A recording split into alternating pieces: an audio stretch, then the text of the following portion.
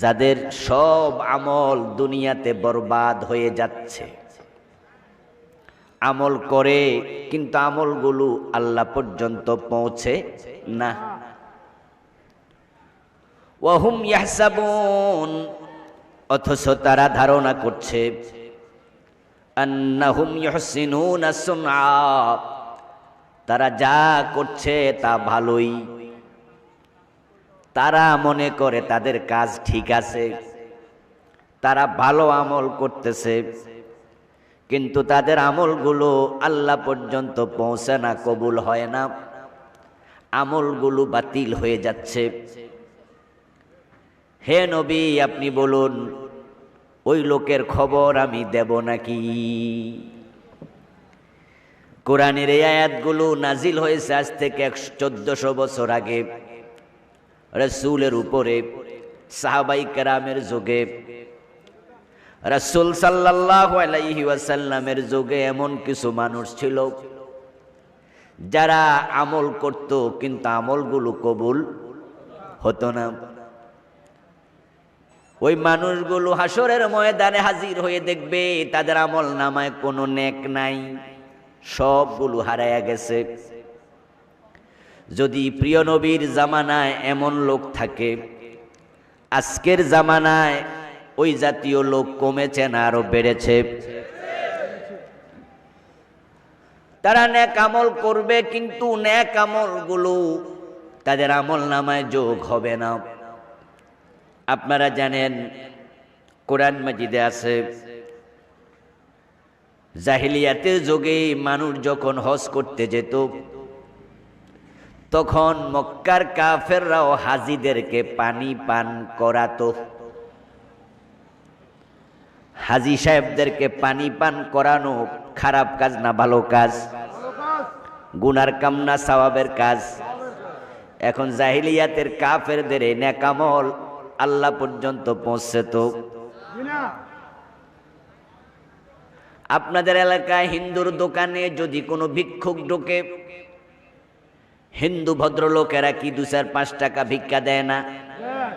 ভিক্ষা দেয়া খারাপ কাজ না ভালো কাজ?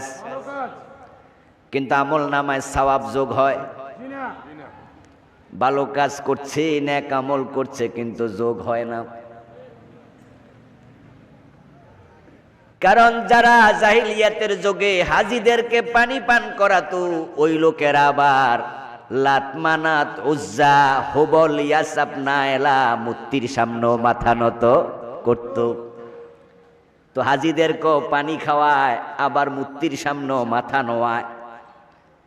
যারা মূর্তি পূজা করে তারা মুমিন না মুশরিক? তো মুশরিক যদি হাজিদেরকে পানি খাওয়ায় লাভটা কি?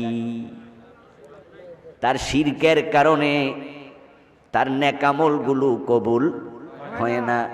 যে শিরক করে তার ঈমান আছে না গেছে?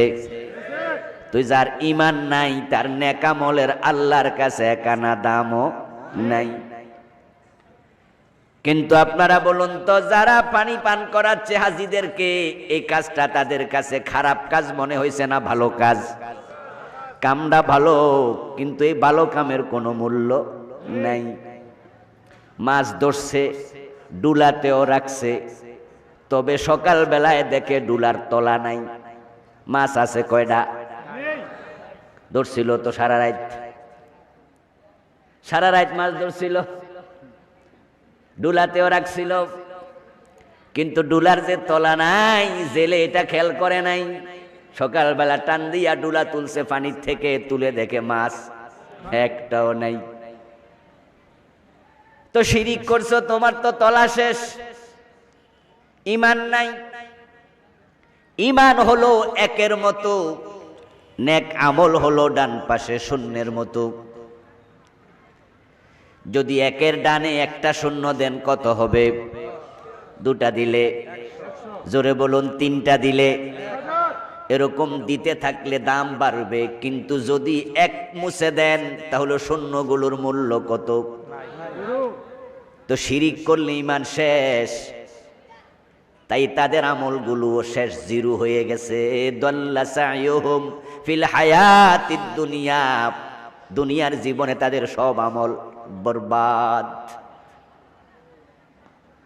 আমার বন্ধু, আমাদের হিন্দু ভদ্রলোকের দোকানে যখন ভিক্ষুক যায় তখন টাকা দেয় ভিক্ষুকের। এখন আপনার যদি ফকিরকে ভিক্ষা দেয়, আমরা হাদিসে পাইছি, কোরআনে পাইছি, 1 টাকা 10 টাকা 700 টাকা কোটি কোটি টাকার সওয়াব হয়ে যায়। কিন্তু হিন্দু মিয়া ভিক্ষা দিল, আমল নামায় সওয়াব যোগ হয়েছে কয়টা? কারণ তার তো ঈমানই নাই।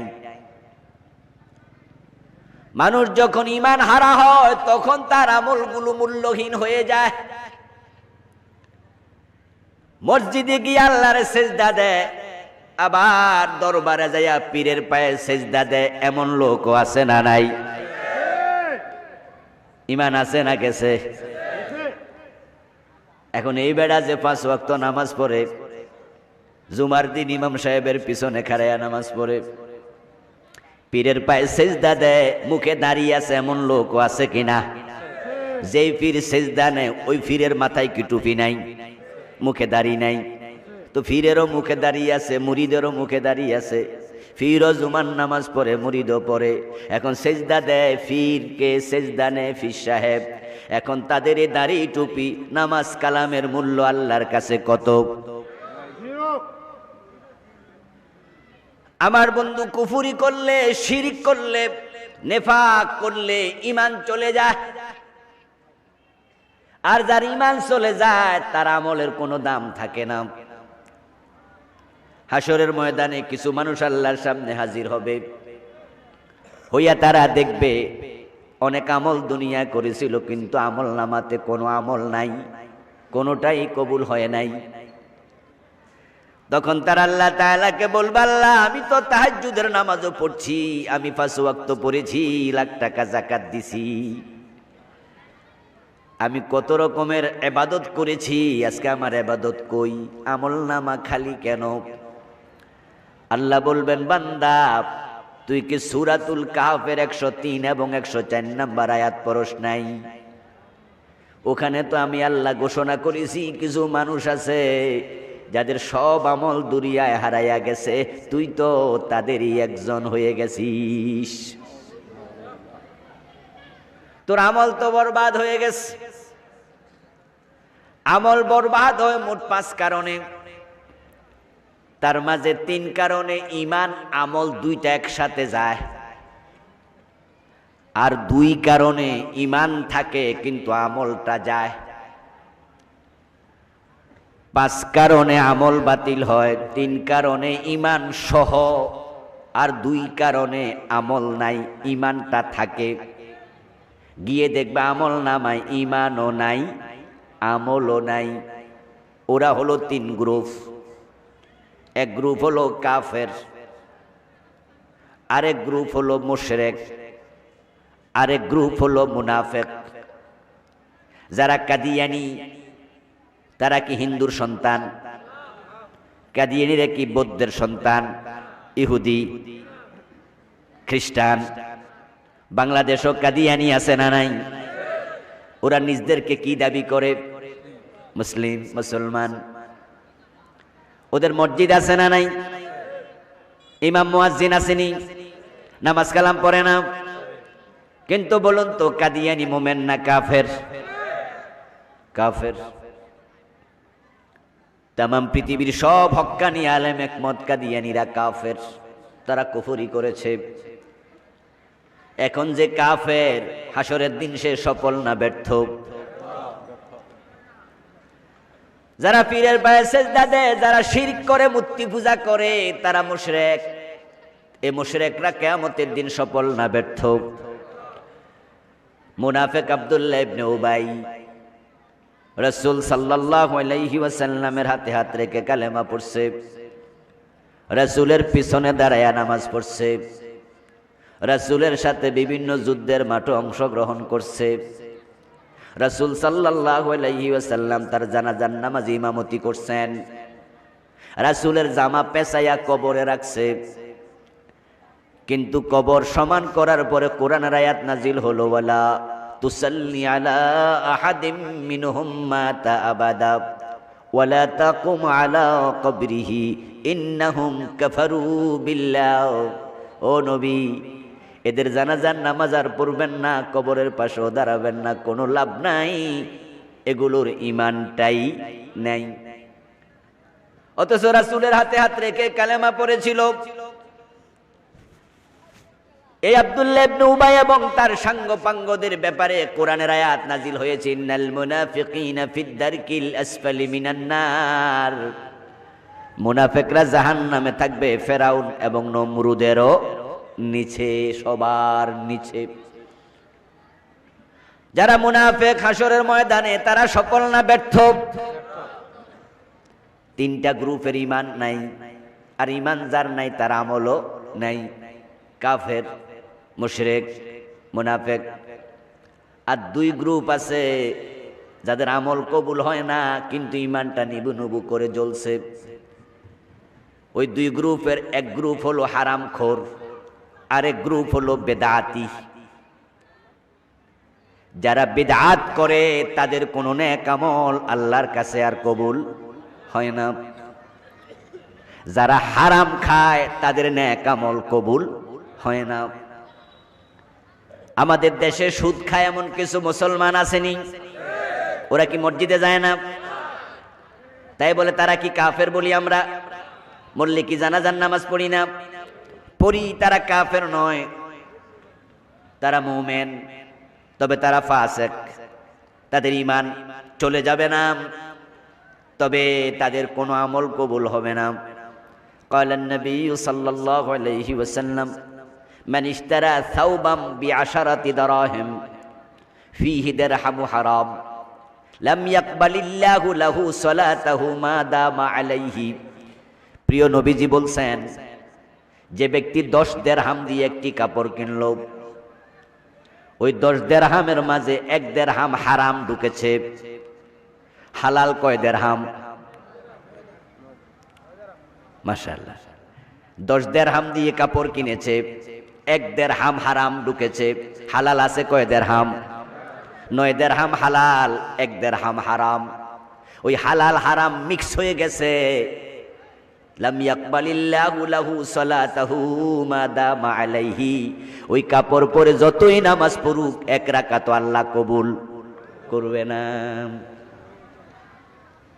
হারাম খাইছে, হারাম টাকা দিয়ে কাপড় কিনছে, হারাম টাকা দিয়া বাড়ি করছে, ঘর করছে, হারাম টাকা দিয়া টিউবওয়েল বসাইছে, হারাম টাকা আঙ্গুর কিনেছে, আপেল কিনেছে, চাল ডাল কিনেছে, খাইছে, মোটা তাজা হইছে। যতই নামাজ পড়ো জান্নাত তোমার জন্য মানা, জান্নাত তোমার জন্য মানা। ক্বালান নবী সাল্লাল্লাহু আলাইহি ওয়াসাল্লাম, লা ইয়াদখুলুল জান্নাতা লাহাম নাবাতা মিনাস সুহুত ওয়া কুল্লু লাহমিন নাবাতা মিনাস সুহুতি ফাকানাতিন নারু আওলা বিহ। প্রিয় নবী বলছেন, যে দেহটা হারাম খাইয়া মোটা তাজা হয়েছে ওই দেহটা আল্লাহর জান্নাতে প্রবেশ করবে না। তো নামাজ না জান্নাতের চাবি? ওই জান্নাতের চাবি পাওয়ার জন্য 5 ওয়াক্ত নামাজ পড়ে, কিন্তু আবার সুদ ছাড়ে না। 5 ওয়াক্ত নামাজ পড়ে, গোশ না দিলে ফাইলে সাইন করে না। এমন গোশখোর অফিসার আছে না নাই? গোশ খাইতে খাইতে পেট এত মোটা বানাইছে, এখন দরজার হাত দিয়ে খোলা লাগে না, পেটের ধাক্কায় দরজা খুলে যায়। ছোটকালে হুজুরের ওয়াজে শুনছিলাম, কই পেট এত বড় হইছে, এখন পেট সামনে চলে, মাথা পিছনে চলে। পেটের ধাক্কায় দরজা খোলে, অফিসের পিয়ন সালাম দিয়া দেখে পেট আছে, মাথা নাই। পরে মাথা খুঁজা বাইর করা লাগে। এত বড় পেট বানাইছে, পেটের ধাক্কায় মাথায় ছোট ছোট দেখা যায়। কিন্তু ওই পেটওয়ালাও আবার মসজিদে গিয়ে নামাজ পড়ে জান্নাতের চাবি খোঁজে। নামাজ জান্নাতের চাবি হাদিসে পাইছে, তাই নামাজ ছাড়ে না। আবার পরের হকও ছাড়ে না, সুদও ছাড়ে না, গোশও ছাড়ে না, ওজনেও কম দে, মালেও বেজাল দে। আবার চৈত্র মাসে লম্বা রোজাও রাখে, রোজাও ছাড়ে না, আবার ওজনে কম দেয়াটাও। হাদিস হলো যে হারাম খায় ইবাদত আর কবুল হবে না। হারাম খাইলে ইবাদত কবুল বন্ধ। সুদে টাকায় লাগায় পীর সাহেবের কাছে মুরিদ হইছে, পীর সাহেব হুজুরের সাথে সাথে চলে। ও বন্ধু, পীর সাহেব হুজুর উনারে সাথে রাখে, একবারে হুজুরের সাথে চলছে, 2 দিন 3 দিন 4 দিন 1 মাস 2 মাস সফর করতেছে, তাবলীগ জামাতে চিল্লা দিতেছে, 5 ওয়াক্ত নামাজ পড়তেছে। বুড়া মানুষ, সংসার টংসারের দিকে আর খেয়াল নাই, কারণ বুড়া হয়ে গেলে জামাইয়ের বোধ দরকার হয় না, বউরও জামাইয়ের বেশি দরকার হয় না, যৌবনকালে বেশি দরকার হয়। এই জন্য এখন উনি চিল্লায় যায়, বউ কয় জাগা, বাড়িত ক্যাট ক্যাট করে এসছে, জাগা চিল্লা, এটাই বালা। এখন চাচারে জিজ্ঞাসা করলাম, চাচা আপনি যেরকম চিল্লা দেন, পীরের সাথে ঘোরেন, পীরের কম্বল লইয়া, পীরের লোডা লইয়া গুজু করে, তো সংসার চলে কেমনে? চাচা মুচকি হাসি দিয়া কয়, আল্লাহ চালায়। কে চালায়? এখন বাতি যায় আবার কয়, চাচা আল্লাহ তো চালায় বুঝছি, উসিলা তো একটা লাগে নাকি? উসিলা ছাড়া তো আর চালায় না, তো উসিলাটা কি? এবার চাচা কয়, চাকরি ছাড়ার পরে 30 লাখ টাকা পাইছিলাম পেনশন, ওটা সোনালী ব্যাংকে রাখছি, মাসে মাসে কিছু পাই, এটা দিয়ে আল্লাহ চালায়। সোনালী ব্যাংকে 30 লাখ রাখছে, মাসে মাসে যেটা পায় এটা হারাম না হালাল? এটা সুদ কিনা? উনি কয় আল্লাহ বলে চালাইতেছে। সুদে টাকা লাগায়া চিল্লা দিয়া লাভ কি? সুদে টাকা লাগায়া নামাজ পড়ে লাভ কি? সুদে টাকা লাগায়া পীরের সাথে ঘুরে লাভ কি? সুদে টাকা লাগায়া হজ করে লাভ কি? قال النبي صلى الله عليه وسلم ان الله طيب لا يقبل الا طيبا। আল্লাহ নিজে পবিত্র, তাই তিনি অপবিত্র হারাম কিছু গ্রহণ করে না। হালাল জীবিকা ইবাদত কবুলের শর্ত, তাই হারামের সাথে থাকা যাবে না, ইবাদত কবুল হবে না, কইরাও লাভ নাই, হারায়া যাবে সব। আল্লাহর সামনে গিয়ে দেখবা নাই, ও আল্লাহ আমার নামাজ কই, রোজা কই? আল্লাহ কইব কেন? আমি সূরা কাহাফের 103 নম্বর আয়াতে বলছি না, কিছু মানুষ আছে আমল করবে, আমল হারায়া যাবে। হুজুররা ওয়াজ করে তোদেরকে বুঝায় নাই যে হারাম খাইলে আমল কবুল হয় না, তুই তো হারামের সাথে জড়িত ছিলি, তাই তোর আমল একটাও কবুল হয় নাই। সাবধান মুসলমান।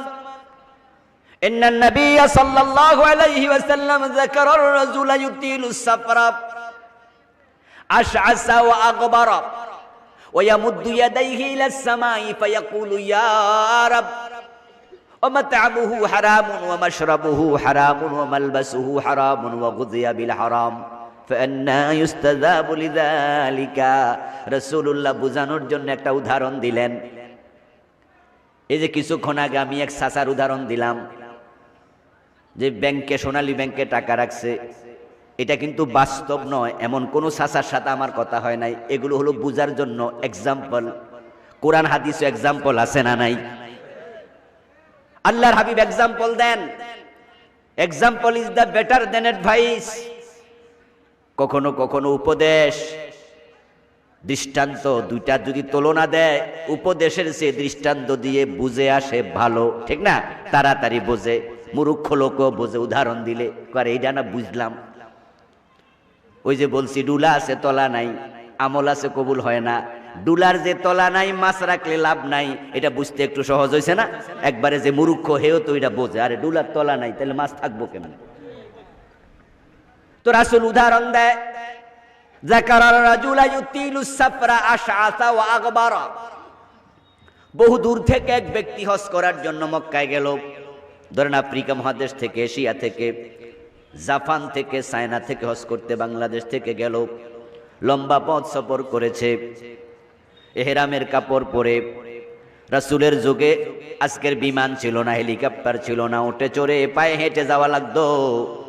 এখন পায়ে হেঁটে মরুভূমি পার হয়ে গেলে মাথার চুলের মাঝে ধুলাবালি আছে না নাই? কথা বলেন, গায়ের মাঝে ধুলাবালি আছে না নাই? এখন হেরামের কাপড় পরে কাবার অঙ্গনে গেল, চুলগুলো এলোমেলো, দেহটা ধুলি দূষরিত। ওই লোকটা আল্লাহর জন্য পাগল হইয়া সাদা কাপড়ের মতো কাপড় পরিধান করে কাবার সামনে যায় 2 হাত তুলেছে, ইয়া রব ইয়া রব। আর মনে মনে ভাবে আমি এমন জায়গা দাঁড়াইয়া দোয়া করছি যে জায়গায় কত নবীর পায়ের ধুলা লেগে আছে। এই কাবার চারপাশে কত হাজার হাজার নবী তাওয়াফ করেছে, কত সাহাবার পায়ের ধুলা লেগে আছে। কাবার মুলতাজাম যেখানে বুক লাগাইয়া দোয়া করলে আল্লাহ দোয়া ফিরায় না, দোয়া কবুল হয়। কাবার দরজা এবং হজরে আসওয়াদ পাথর এর মাঝখানের জায়গাটার নাম হলো মুলতাজাম। ওখানে বুক লাগাইয়া কত নবী কত সাহাবী দোয়া করছে। ওই বেটা সেখানে বুক লাগাইয়া আল্লাহর কাছে দুই হাত তুলে দোয়া করছে, আর মনে মনে ভাবতেছে এখানের দোয়া আল্লাহ কবুল না কইরা ফিরাবে না। তার ভাবনা কিন্তু ঠিক। কাবা তো দোয়া কবুলের জায়গা, ঠিক না? দোয়া কবুলের জায়গা না? পৃথিবীতে এসে পবিত্র জায়গা আর আসেনি। এই জন্য আমরা যে কেউ বলে, ধরেন আমার বয়সে ছোট, একবার 20 বছরের ছোট একটা বাচ্চা বললাম, হেও যদি আমারে কয় হুজুর আমি কিন্তু আগামী মাসে উমরায় যাইতাছি, আমিও তারে বলবো ওখানে গিয়ে একটু দোয়া করো। এ ছোট মানুষ সে কি দোয়া জানে? এটা না, বরং ওর ফজিলত নয়, ওই জাগার ফজিলতের কারণে আমরা আশা করি দোয়া কবুল হয়। মিনা, মুজদালিফা, আরাফা, সাফা, মারওয়া, মিজাবে রহমত, মাতাফ, মুলতাজাম, কাবার বিভিন্ন জায়গায় নবীদের কত স্মৃতি। ওখানে আছে মাকাম ইব্রাহিম। ওখানে কাবার সামনে গেলে ওই মাকাম ইব্রাহিম দেখলে হযরত ইব্রাহিম ইসমাইলের কথা মনে পড়ে যায়। তা আমরা সবাই বলি দোয়া করিয়েন। মুরব্বী গেলে কাবায় যাব, মুরব্বী দোয়া করিয়েন। সমবয়সী গেল কয়ে দোয়া করিস বন্ধু, কাবাতে যাচ্ছি, হজে যাচ্ছি, দোয়া করিস। দোয়া দোয়া দোয়া। এ আমাদের রহমতুল্লাহ ভাই যদি আমারে কয়, বাসার ভাই আগামী সপ্তাহে আমেরিকায় যামু, আমি কমু দোয়া করিয়ে নিয়ে না যাইয়া কমু। এই ভাই যদি কয় আগামী সপ্তাহে লন্ডনে যামু, আমি কমুনি দোয়া করিয়েন।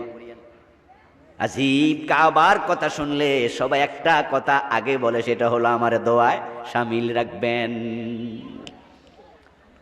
আল্লাহর হাবিব বলে, দুনিয়ার কোন এক প্রান্ত থেকে আল্লাহর বান্দা উস্কু খুস্কু চুল নিয়া ধুলি দূষরিত দেহ নিয়া হাজির হইয়া দুই হাত তুলে ইয়া রাব ইয়া রাব, আল্লাহ আল্লাহ এটা দাও সেটা দাও, ক্ষমা করো, জান্নাত দাও, আমারে মাফ করো, মা বাবারে মাফ করো, জান্নাত দিয়ে দাও মরা মানুষ যারা আত্মীয় স্বজন সবাই রে। রাসূলুল্লাহ বলছেন, কিন্তু মাতআমুহু হারাম ওয়া মাশরাবুহু হারাম ওয়া মালবাসুহু হারাম ওয়া গুদিয়া বিল হারাম। ওই বেটার পেটে হারাম আছে, দেহে হারাম আছে, হারাম খাইছে, হারাম পান করছে, হারাম টাকা কাপড় চোপড় পরেছে। ফান্না ইউস্তাজাবু লিযালিকা, তার দোয়া কেমনে কবুল হবে? যে হারাম খায় তার ইবাদত তার দোয়া কোনটাই কবুল হয় না।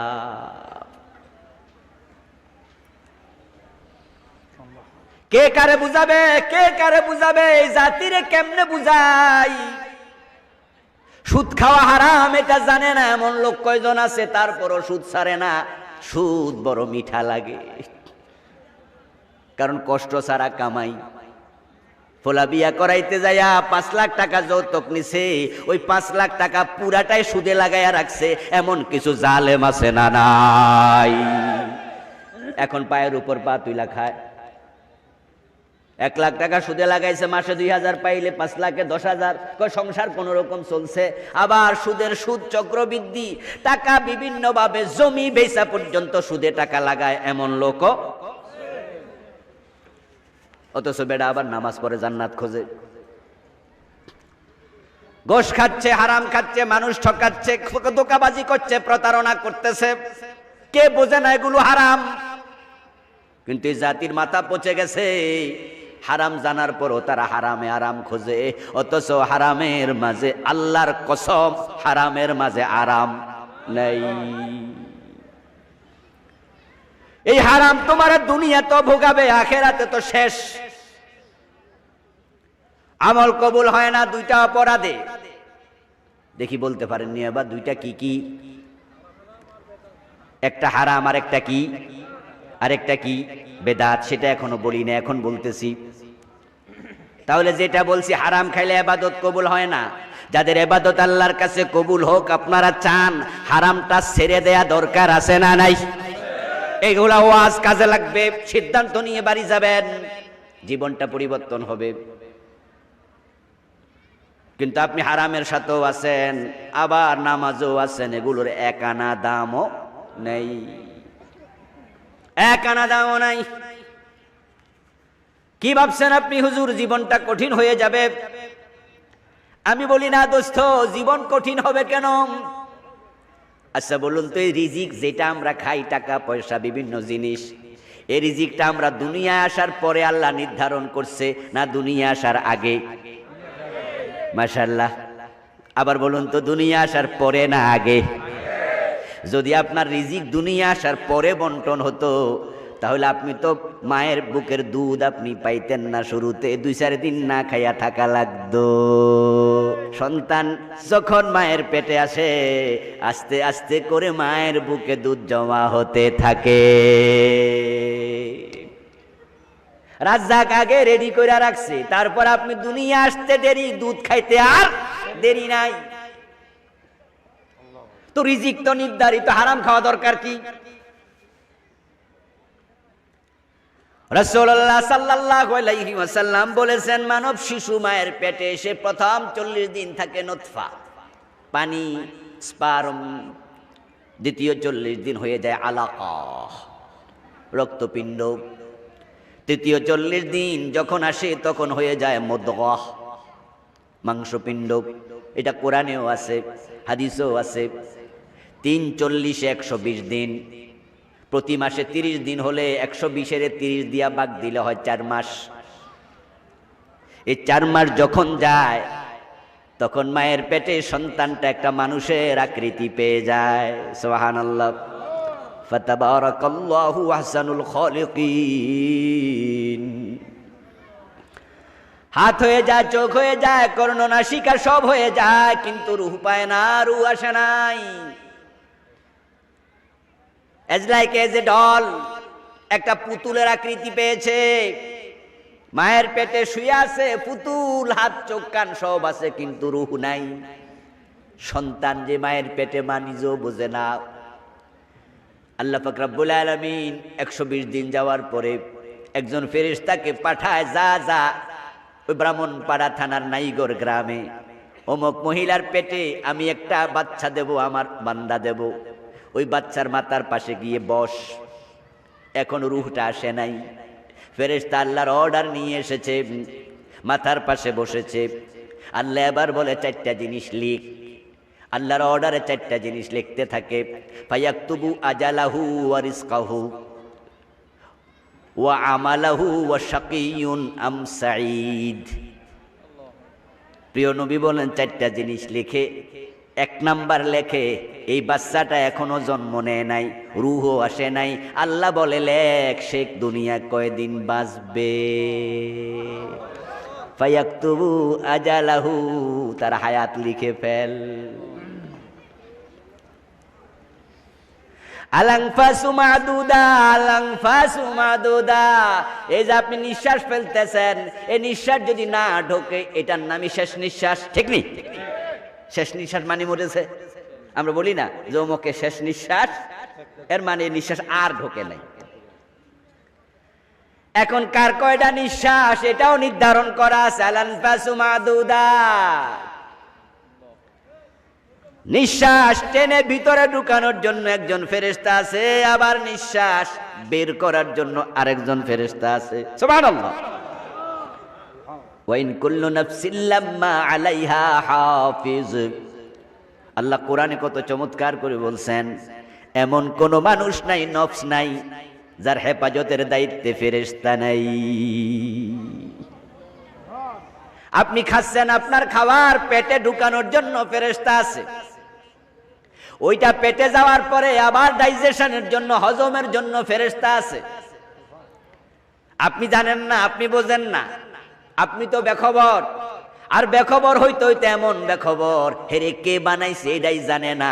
আল্লাহ বলতে কেউ নাই, এমন জালেমও আছে না নাই? হে আল্লাহর খবরও রাখে না, ফেরেশতার খবর তো দূরের কথা। ছোট মাছ দিয়া ভাত যখন খাইছেন, মাঝে মাঝে জিহ্বার পাশে কাঁটা লাগছে, এমন ঘটনা কি জীবনে ঘটে নাই? যারা চুপ করে আছেন তাদের ঘটে নাই তো কথা বলেন না, সব আমার দিয়া কয়বেন, এটা জুলুম হয়ে যাব না? দাঁতের আশেপাশে, জিহ্বার আশেপাশে কাঁটা লাগছে কিনা? ওই কাঁটা যখন লাগে তখন আপনি অস্থির, এটা খোলার আগে আর খাইতেও মন চায় না। কত চেষ্টা প্রচেষ্টা কাঁটা খোলার জন্য, অনেক কষ্ট করে এক পর্যায়ে খুলছেন, 10 মিনিট 20 মিনিট, আধা ঘন্টা 1 ঘন্টা পরে, কোনো কোনো ঘটনা 1-2 দিন পরেও। এই কাঁটাটা টান দিয়া খোলার পরে আপনি দেখছেন কত চিকন, কিন্তু যখন লাগছিল মনে হইছে মনে হয় এত মোটা একটা লাগে আছে রে, কত কষ্ট অস্থিরতা, এটা চোখের পাপড়ির মতো চিকন।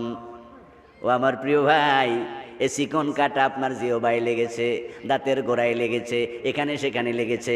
বিশেষ করে যখন আমরা পুঁটি মাছ খাই, কই মাছ খাই, তখন একটু তাড়াতাড়ি গিলালাই না, চাপ টাপ দুই একটা দিয়া, যখন ভাবি যে মনে কাঁটা একটা এখনো রয়ে গেছে, তাই হয়তো বাইর করবো না তাড়াতাড়ি। আচ্ছা, ঢোক গিলার পরে যখন আপনি গিলে ফেলছেন, এখন কি আর টেনশন আছে? কেন টেনশন নাই? এই কাঁটা কি পেটের ভিতরে গুতা লাগতে পারে না? এই যে আপনি গিললেন, গিলার পরে এখানে হাড্ডিটা শক্ত, গরু জবাই করার পরে দেখবেন এখানে একটা দারুণ একটা হাড্ডি আছে না, খাইতে মজাই লাগে, ওটা একটু প্লাস্টিকের মতো শক্ত। এটা যখন চলে গেল ঢোক গিলার পরে, এটা আপনার এখান থেকে এখানে যখন আসছে, এবার পেটের ভিতরে যেখানে হজম হয় ওখানে যা আছে, এটা কি শক্ত না নরম? তো এই কাঁটা পেটের ভিতরে ঢুকলো না কেন? কারণটা কি? ওই চিকন চিকন কাঁটা দাঁতের গোড়ায় ঢোকে, জিহ্বার গোড়ায় ঢোকে, এখানে ঢোকে, ওখানে ঢোকে, পেটে যাওয়ার পরে কোনো দিন আর লাগে না। কারণটা কি?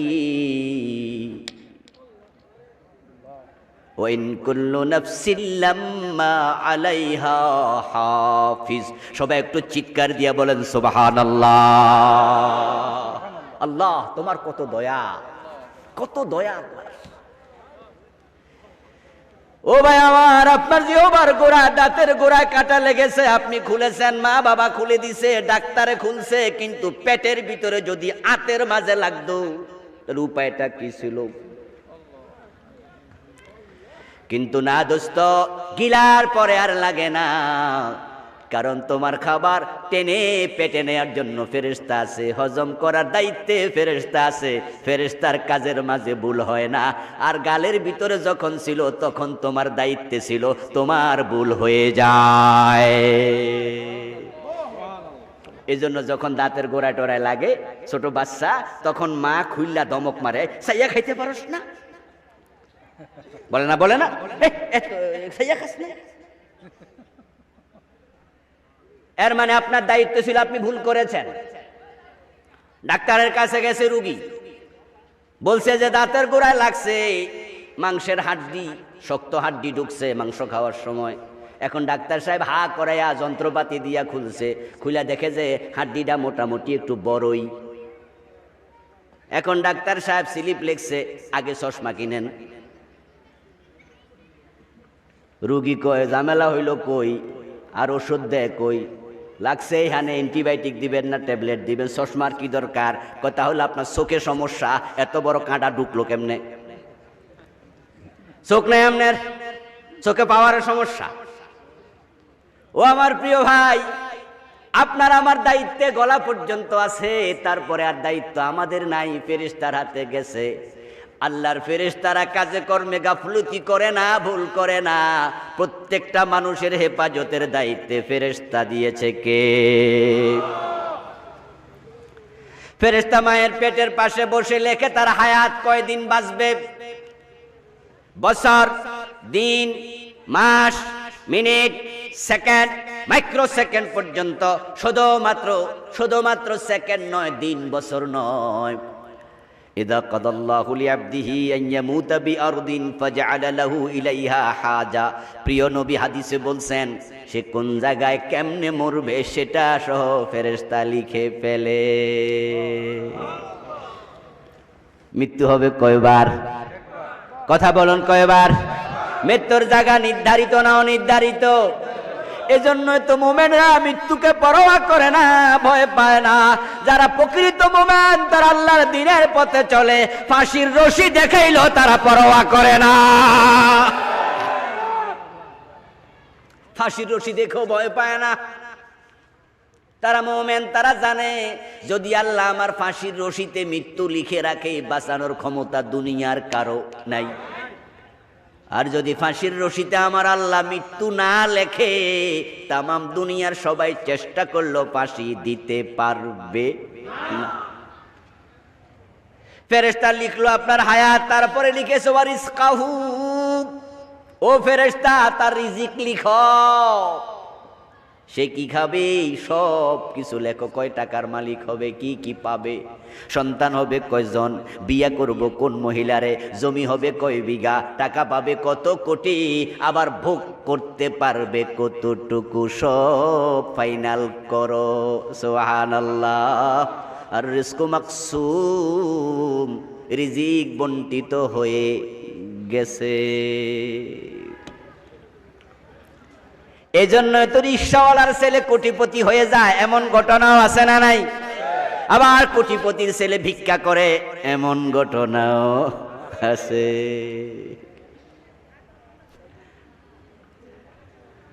আমার বন্ধু গল্প করে রিকশা চালাইতেছে, আর এই অবস্থায় যাত্রীর সাথে গল্প করতেছে রিকশাওয়ালা।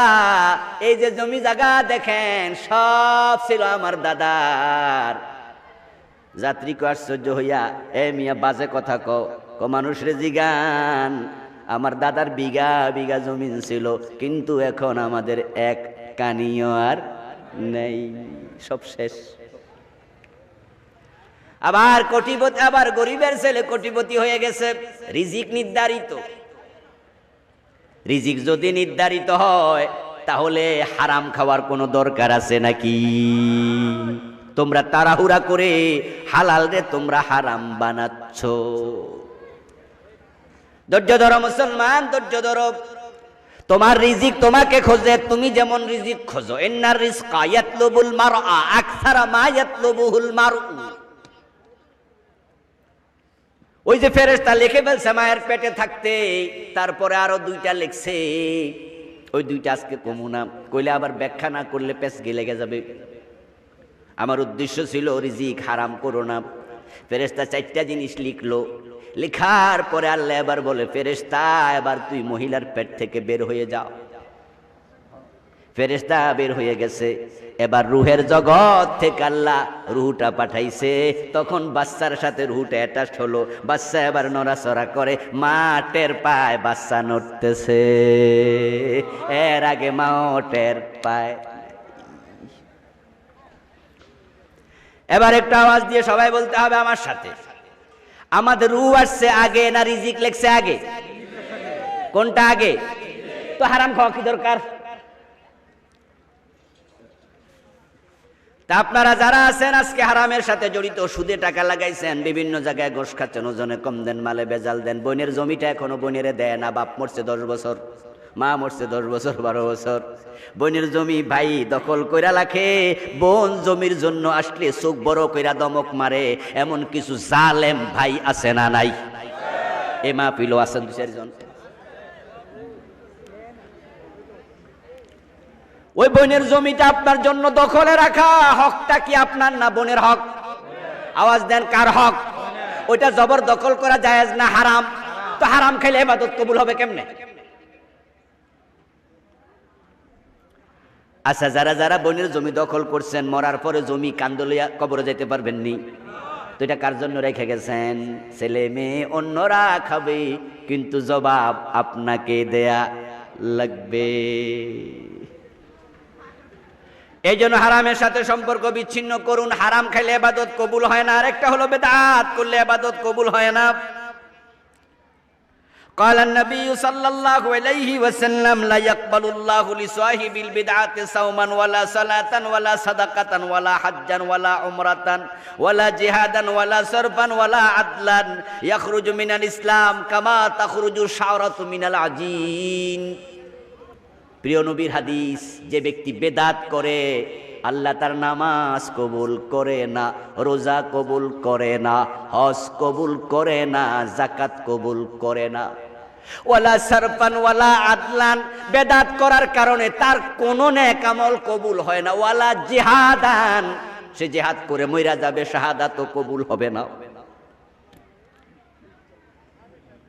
বরং ইয়াখরুজু মিনাদ-দ্বীন কামা তাখরুজু শা'রাতু মিনাল আজীন, বেদাতীরা ইসলাম থেকে এমন ভাবে দূরে সরে যায়, আটার খামিরের ভিতরে যদি চুল পড়ে, মহিলারা যখন আটা গোলে পানি দিয়া, তখন এটারে কি বানায়?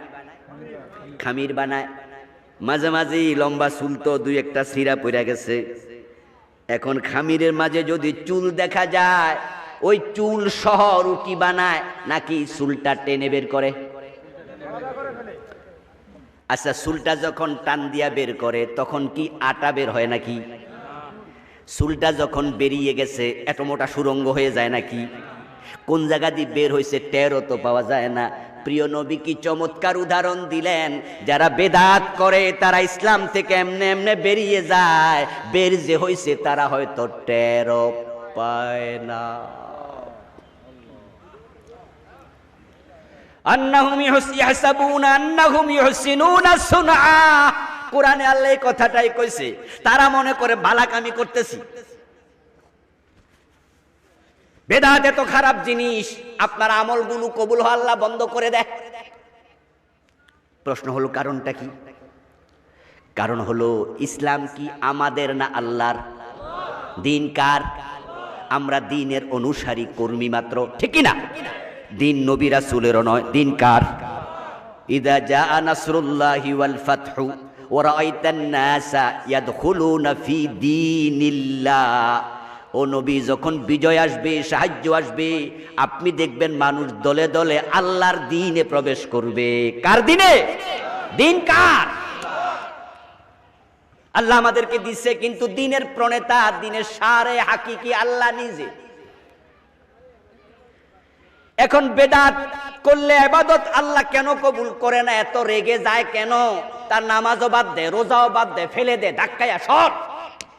কারণ হলো বেদাত মানে হলো দ্বীনের মাঝে বিকৃতি,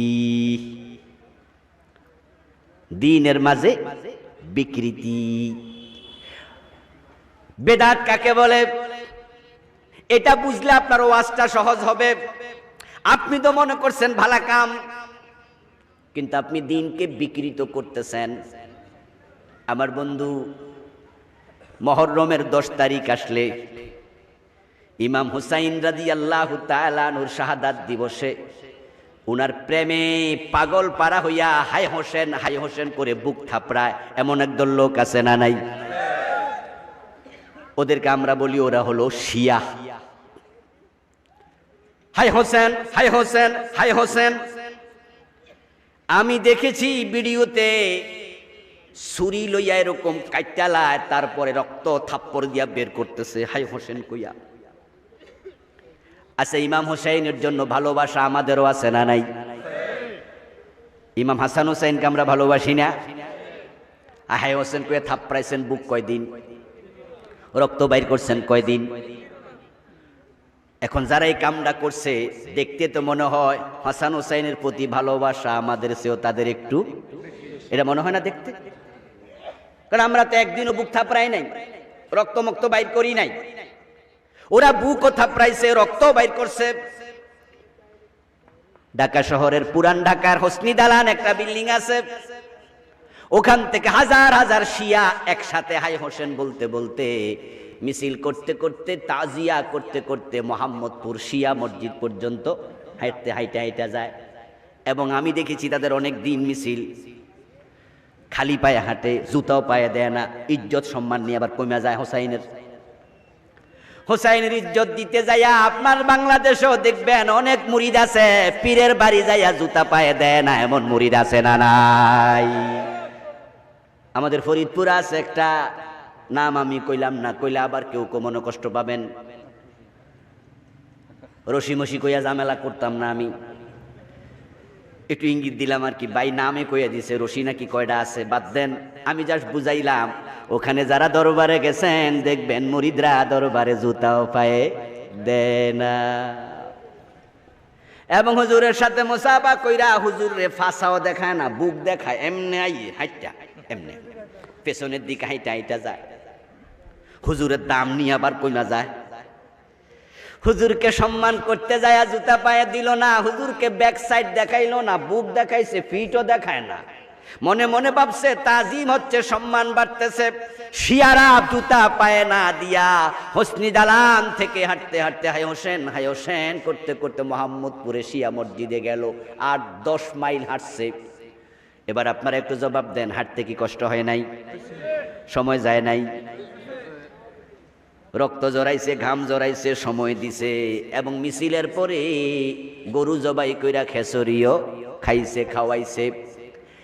এই যে আমরা কেউ হায় হোসেন করলাম না, তাজিয়াও করলাম না, এখন ওরা এই কাম করছে, নিশ্চয়ই তারা অনেক বেশি সওয়াব পাইছে, ঠিক না? সাবধানে কিন্তু ফতুয়া দিয়েন, এরা কিন্তু অনেক কষ্ট করছে, ইমাম হোসেনের জন্য অনেক ভালোবাসা দেখাইছে, এই জন্য তারা অনেক বেশি সওয়াব পাইছে, ঠিক না? রাসূল কিয়ামতের দিন বলবে, ও শিয়ারা তোমরা আগে আইও, জান্নাতে ঢোকো, ঠিক না? আমার হোসেন রে হাসান রে ভালোবাসছো, এত যে কষ্ট করলো। আমার বন্ধু জামেল এক জায়গায়, সেটা হলো এটা বেদাত। বেদাত কাকে বলে এবার শুনুন।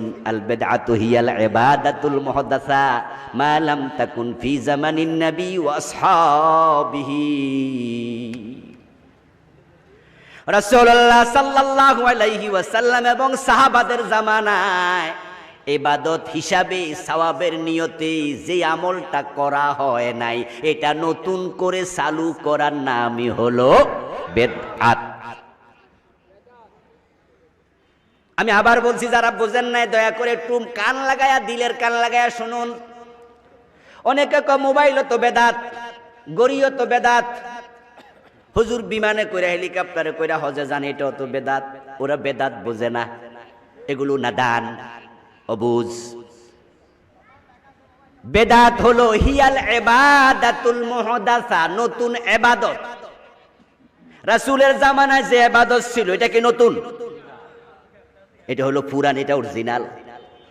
নতুন কোন ইবাদত বানাবেন। আচ্ছা মোবাইল কি ইবাদত? মোবাইল চালালে সওয়াব হয়, এ গড়ি হাতে দিলে সওয়াব হয়, তো এটা ইবাদত, বেদাত হবে কেমনে? বেদাতের সংজ্ঞাই তো হলো এটা নতুন ইবাদত। মা লাম তাকুন ফি জামানিন নবী ওয়া আসহাবিহি, যে ইবাদতটা রাসূল সাল্লাল্লাহু আলাইহি সাল্লাম নিজে করে নাই, সাহাবারা করে নাই, এটা আপনি যদি মনে করেন এটা করলে সওয়াব আছে, তাহলে আপনি বেদাত করতেছেন। আর বেদাত যখন শুরু হয়, রাসূলের ইসলামে বিকৃতি শুরু হয়ে যায়। বেদাত এমন খারাপ জিনিস, এটা যখন শুরু হয়ে যাবে তখন এরকম আমরা যদি কই অসুবিধা কি করছে করুক না, তাহলে বেদাত হইতে হইতে আপনি একটা বানাইবেন, উনি একটা বানাইবো, উনি একটা বানাইবো, তাহলে 100-200 বছর পরে কোনটা ইসলাম কোনটা বেদাত চিনাই যাবে না। প্রিয় নবী ভবিষ্যৎবাণী করে গেছেন, এমন এক জামানা আসবে বেদাত এত বেড়ে যাবে, মানুষ তখন বেদাতকে ইসলাম মনে করবে। এত বেশি বেদাত আসবে, বেদাতের কারণে মানুষ মনে করবে যে এটাই বুঝি ইসলাম। কালান নবী সাল্লাল্লাহু আলাইহি ওয়াসাল্লাম, আল্লাহর হাবিব বলছেন, কিয়ামতের দিনে নি ফারুতুকুম আলাল হাউজ, আমি তোমাদের সবার আগে হাউজে কাউসারের সামনে থাকবো। হাউজের পানি, কাউসারের পানি পান করার শখ আসেনি? আসেনি?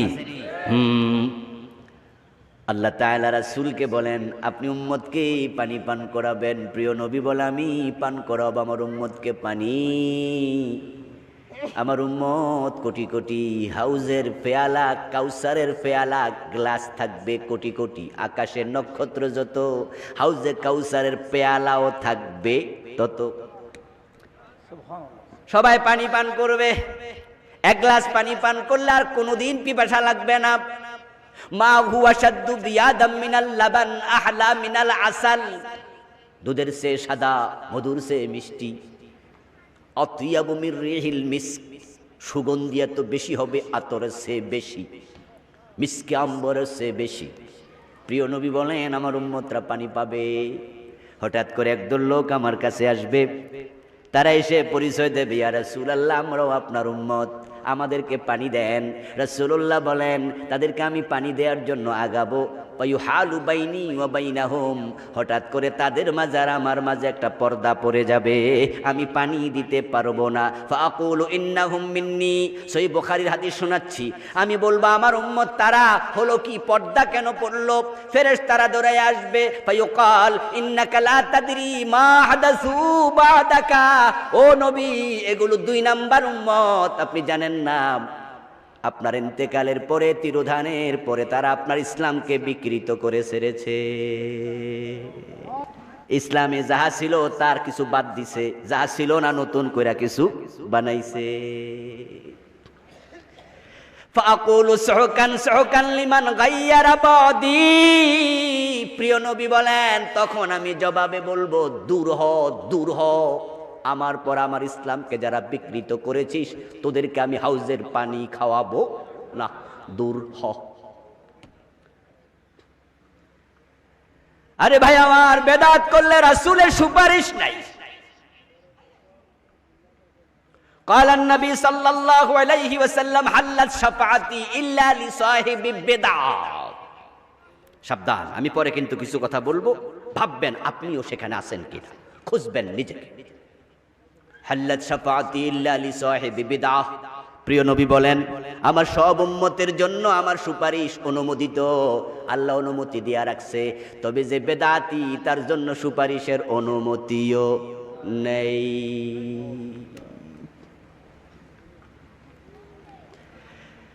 প্রতিদিন ফরজ নামাজ পড়ার পরে আয়াতুল কুরসি পড়েন, অনেকে আমরা পড়ি, হাদিসে আছে আয়াতুল কুরসি ফরজ নামাজের পরে পড়িও বান্দা, যে নিয়মিত আয়াতুল কুরসি ফরজ নামাজের পরে পড়বে তার মাঝে আর জান্নাতের মাঝে মৃত্যু শুধু ব্যবধান হবে, তার মৃত্যু শুধু ব্যবধান, মরতে দেরি জান্নাত পাইতে দেরি হবে না।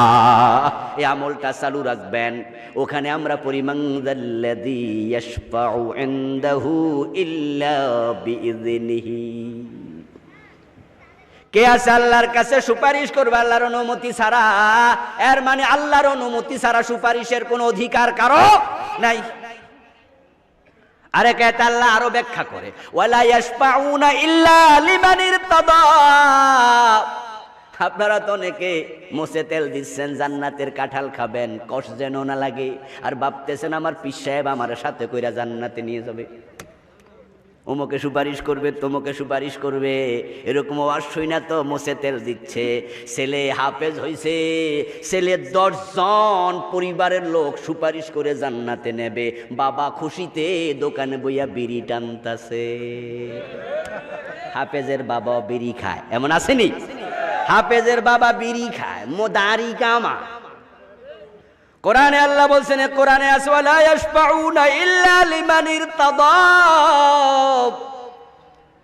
সুপারিশকারীরা কেউ সুপারিশ করবে না, ওয়ালা ইয়াশফাউনা তারা কেউ সুপারিশ করবে না, ইল্লা তবে লিমান ইরতাদা সুপারিশ করবে তার জন্য আল্লাহ যার উপরে রাজি আছে।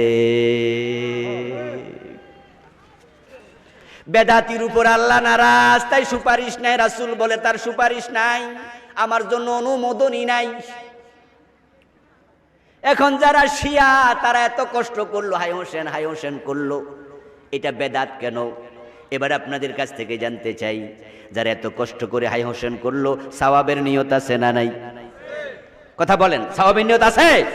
এই মিছিল করতেছে, ঘাম জড়াচ্ছে, রক্ত জড়াচ্ছে, তারা মনে করতেছে আল্লাহ তাদেরকে অনেক বেশি বেশি সওয়াব দিচ্ছে, এটা ইবাদত।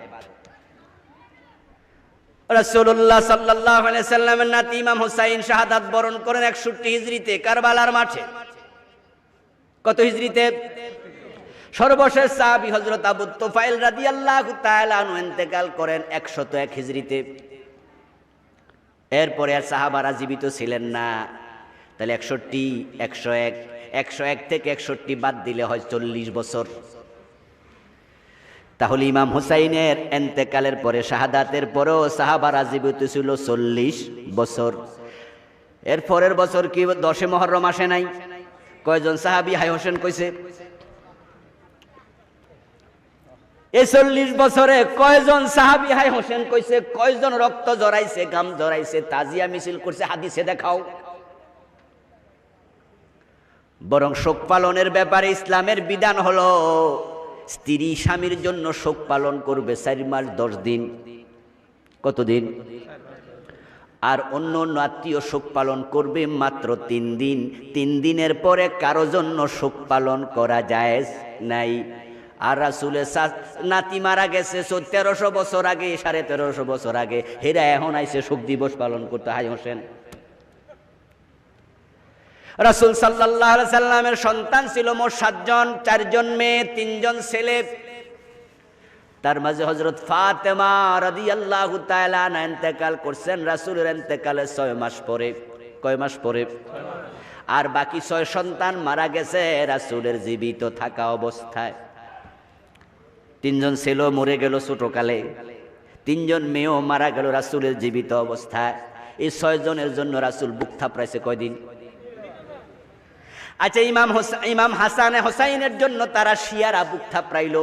ইমাম হাসানকে কি বিষ খাওয়াইয়া মারে নাই? কথা বোঝেন নাই? হোসাইনকে মারছে কারবালায়, তো উনার বড় ভাই হাসান উনারে মারছে বিষ খাওয়াইয়া। তো উনার জন্য হায় হাসান কয়দিন কইছো? কয় নাই। এবার বলুন তো হযরত আলী কি শহীদ করে নাই? তো হযরত আলীর জন্য হায় আলী কয়দিন কইছো? কয় নাই। তো মাঝখান দিয়ে একজনের জন্য ভালোবাসা একবারে উতরাইতেছে। আল্লাহর হাবিবের 6 জন সন্তান মারা গেল, তিনি একজনের জন্য কোনোদিন বলে নাই হাই জয়নব, হাই কুলসুম, হাই রোকায়া, কইছে? সাহাবীরা 40 বছরে তারা হাই হোসেন বলে নাই। এবার আপনাদের কাছ থেকে একটু জানতে চাই, বলুন তো হুসাইন রাদিয়াল্লাহু তাআলা আনহুর জন্য সাহাবাদের ভালোবাসা আমাদের চেয়ে কম ছিল না বেশি? তো তারা হাই হোসেন কেন করে নাই? কারণ তারা জানতেন প্রিয় নবী কোন সন্তানের মরার পরে, কোন সাহাবীর মরার পরে, উনার চাচা আমির হামজা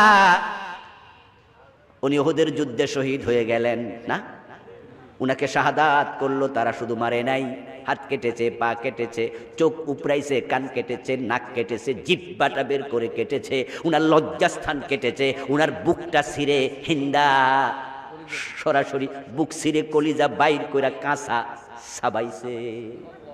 আচ্ছা, রাসূল কি হায় হামজা কইছে? এটা ইসলামে নাই, ইসলামের সিস্টেম নাই। এখন শিয়ারা নতুন বানাইছে।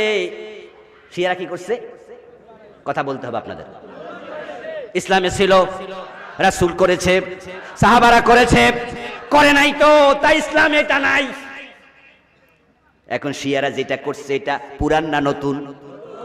এ নতুন করার কারণে এটার নাম কি? বেদাত। এখন আপনারা বলুন তো বেদাত করার কারণে কিয়ামতের দিন শিয়ারা সফল হবে না ব্যর্থ হবে? শিয়া কি সুপথ প্রাপ্ত নাকি পথহারা? বরং শিয়াদেরকে আমরা সব আলেম বলি, আহলে সুন্নাত ওয়াল জামাত বলে, তারা ফেরকায়ে দাল্লাহ, তারা বাতিল বাতিল বাতিল।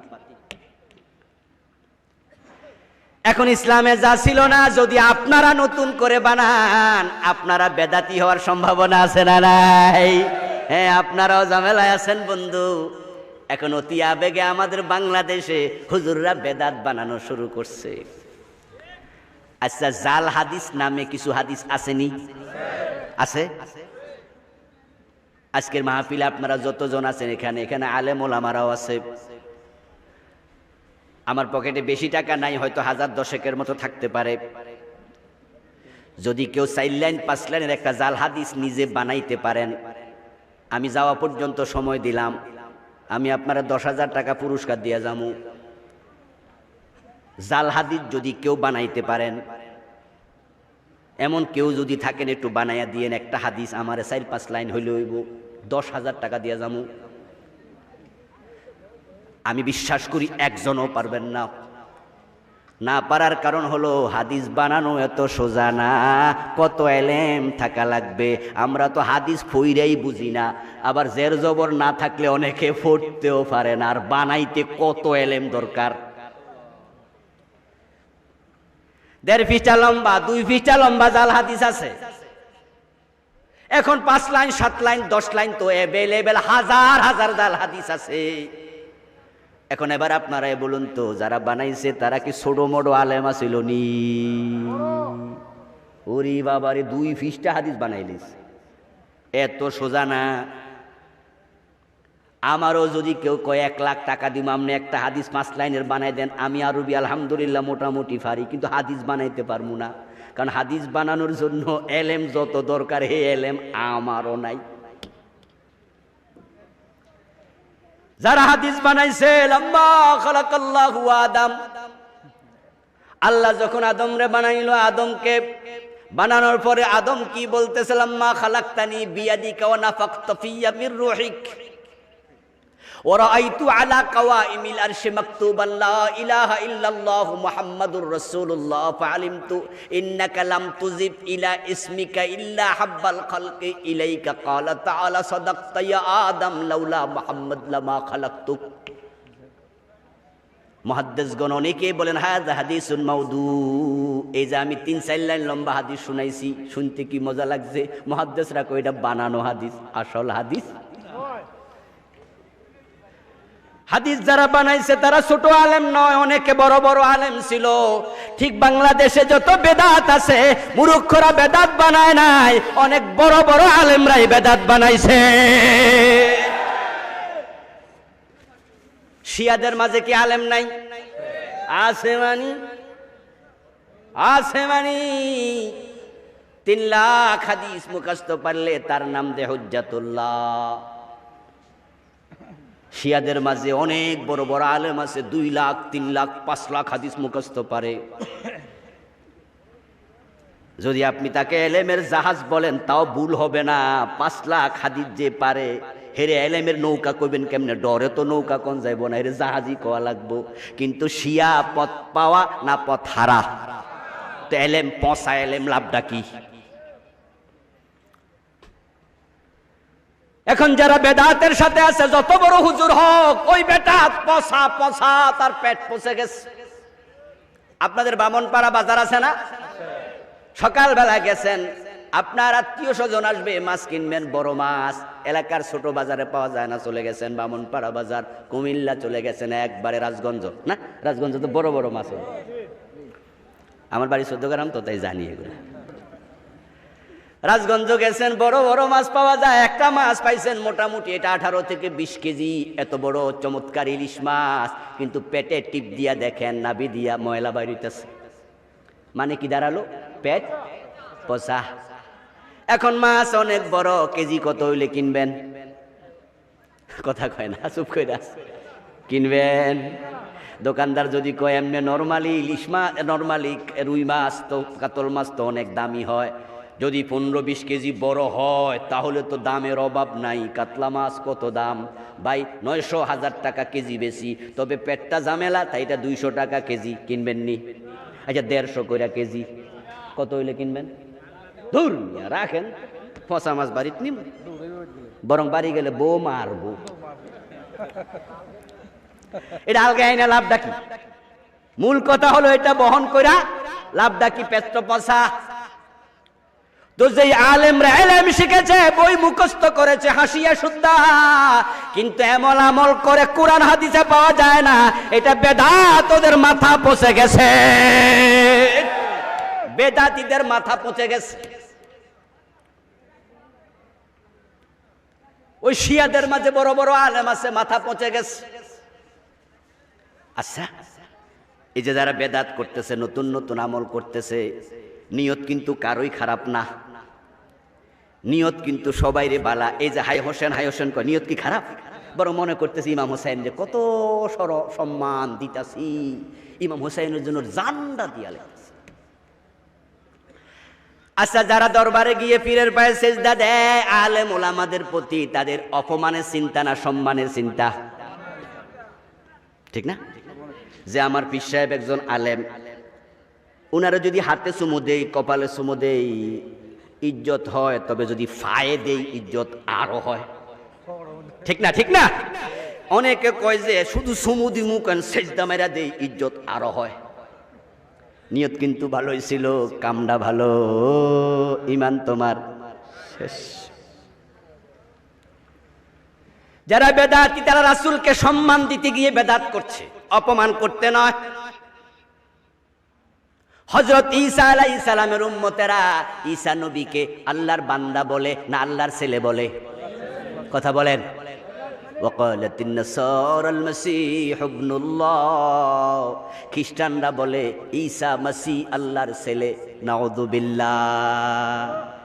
এবার আপনারা বলুন তো, তারা ঈসা নবীকে অপমান করার জন্য আল্লাহর ছেলে বলছে না সম্মান বাড়ানোর জন্য? নিয়ত কিন্তু খারাপ ছিল না। রাসূলের আজান শুরু হতো, সাহাবাদেরকে রাসূল আজান শিখিয়েছেন। দুজন সাহাবীকে একবারে হাতে দইরা শিখাইছে। একজনের নাম হযরত বেলাল, আরেকজন আবু মাহজুরা রাদিয়াল্লাহু তাআলা আনহুমা। রাসূলের দুইজন মুয়াজ্জিন ছিল। আজান শিখাইছে কেমনে? আল্লাহু আকবার শুরু হবে, লা ইলাহা ইল্লাল্লাহ বলে আজান শেষ হবে। এখন আমাদের এলাকায় আল্লাহু আকবার দিয়ে শুরু করে না, দুরূদ শরীফ দিয়ে শুরু করে। আসসালাতু ওয়াসসালামু আলাইকা ইয়া রাসূলুল্লাহ, আসসালাতু ওয়াসসালামু আলাইকা ইয়া নবিয়াল্লাহ। আপনি শুনা কইতাছেন খারাপ কি? মজাই তো লাগে। নিয়ত তো আর খারাপ না, দুরূদ শরীফ দিয়া তারপরে আজানটা শুরু করতেছে, খারাপটা কি? আরে সম্মান বাড়াইতে যাইয়া ঝামেলা করতেছেন, বিকৃতি। বেদাত কেন হবে? বেদাত কিন্তু কোনোটাই খারাপ নিয়তে আসে নাই। যদি আপনার ভালো না লাগে, আমার কথাগুলো আপনার মন মতো না হয়, এই কথাগুলো যাওয়ার সময় রাস্তার পাশে ফেলে দিয়া যায়েন, কিন্তু শুনতে তো কোনো অসুবিধা নাই, ঠিক না? আমি কি জোর করতেছি? একটু মনটা নরম করে শোনেন প্রিয় ভাইটি। রাসূলুল্লাহ সাল্লাল্লাহু আলাইহি ওয়াসাল্লাম আযান শিখালেন আল্লাহু আকবার দিয়া, আর আপনি দুরূদ শরীফ দিয়া শুরু করলেন। আপনি মনে করছেন ভালোই তো, দুরূদ শরীফ তো ভালো, অসুবিধা কি? আমার বন্ধু বলুন তো, যোহরের নামাজের ফরজ কয় রাকাত? দয়া করে একটু সবাই বলেন, কয় রাকাত? 2 রাকাতের পর আত্তাহিয়াতু আছে না নাই? আচ্ছা, কোন ইমাম সাহেব যদি মনে করে আত্তাহিয়াতু যেহেতু পড়তে পারি, দুরূদ শরীফটা পড়লে অসুবিধা কি? সময় কি আর অভাব আসেনি? উনি আত্তাহিয়াতু পড়ার পরে দুরূদ শরীফও পড়ল 2 রাকাতের পরে। হানাফি মাযহাবের ফতোয়া হলো, দুরূদ শরীফ কেন পড়লা? তোমাকে সাহু সেজদা দিতে হবে। সাহু সেজদা কি শকে দেয় না জরিমানা হিসাবে দেয়? সাহু সেজদা দেয়া নফল না ওয়াজিব? ওয়াজিব তরক করলে গুনাহ হয়নি, সগীরা না কবিরা? তো বেটা কি অন্যায়টা করছে? দুরূদ শরীফ না পড়ছে, ভালা কাম, জরিমানা কিসের?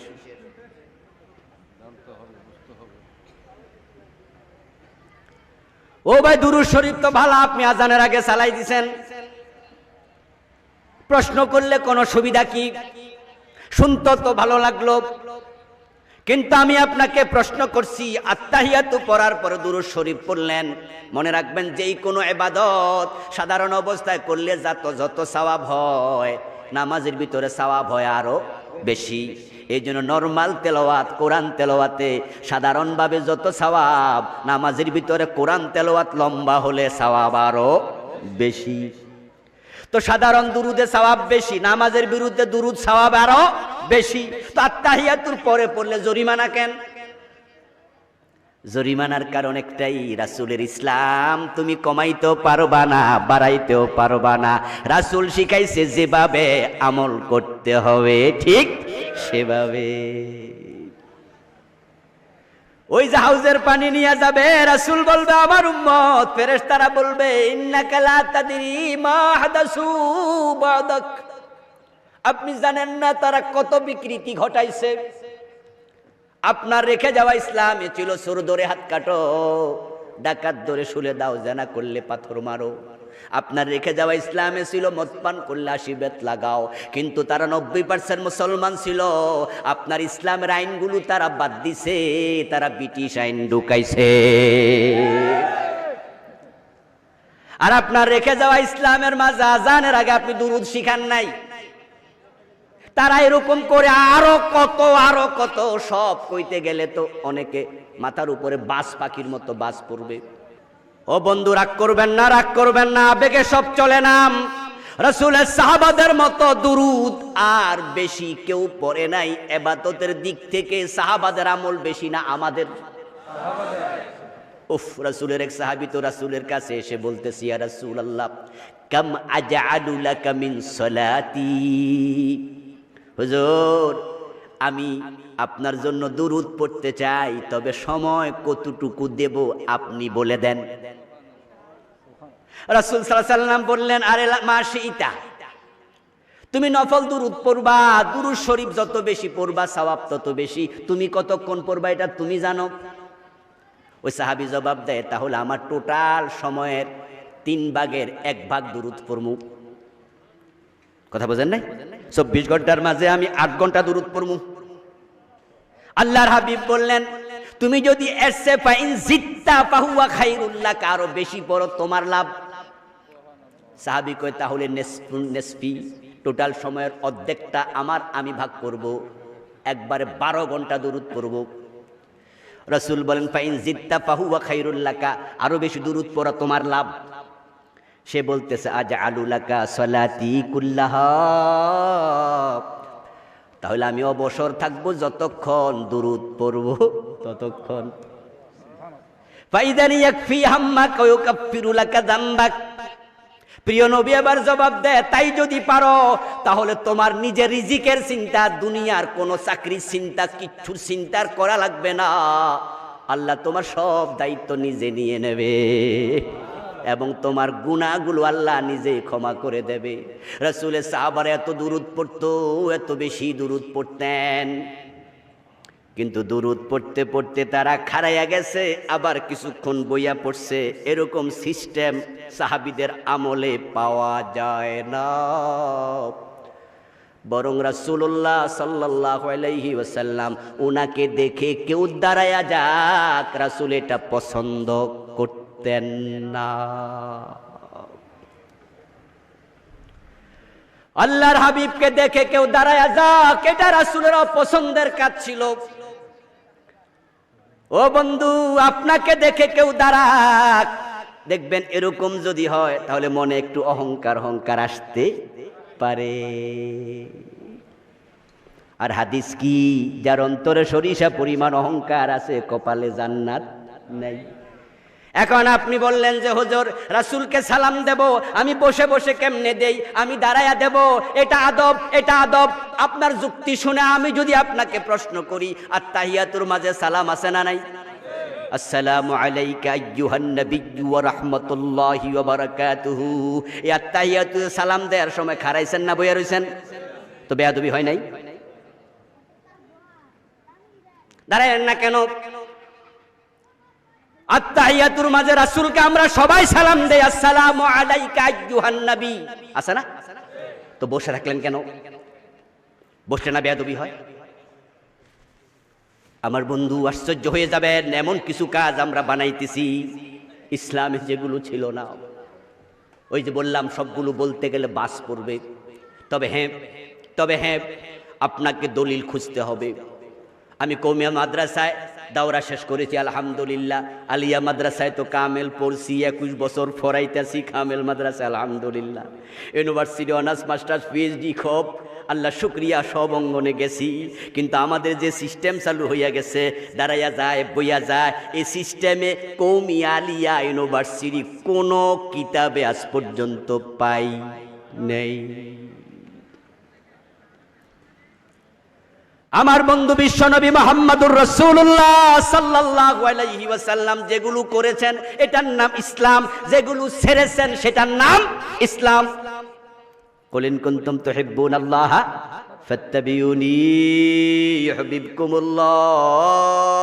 ও দুনিয়ার মানুষ, তোমরা যদি আল্লাহকে ভালোবাসতে চাও, আল্লাহর ভালোবাসা পেতে চাও, আমি নবীকে অনুসরণ করতেই হবে। এখন বেদাতীদের কাছে যখন দলিল থাকে না, তখন তারা বলে অসুবিধা কি? তাদের সবচেয়ে বড় বইয়ের নাম কি? অসুবিধা কি? قال النبي صلى الله عليه وسلم أفضل الذكر لا إله إلا الله। রাসূল বলেন সবচেয়ে সেরা জিকির হলো লা ইলাহা ইল্লাল্লাহ। এখন আমাদের দেশে আমরা বানাইছি ইল্লাল্লাহ ইল্লাল্লাহ, তো লা ইলাহা ইল্লাল্লাহ এটারে ভাঙ্গার অধিকার আপনারে দিল কে? প্রিয় নবী বলছেন আফজালুজ যিকরি লা ইলাহা ইল্লাল্লাহ। হাদিস রাসূলের বক্তব্য, সেরা জিকির লা ইলাহা ইল্লাল্লাহ। আপনি যে মাঝখানে ভাঙলেন, এটা কি আর সেরা রইছিনি? অথচ আপনি মনে করতেছেন এটা তো হুজুর কইছে, চালাও, সওয়াবের জন্য আপনি এটা করছেন।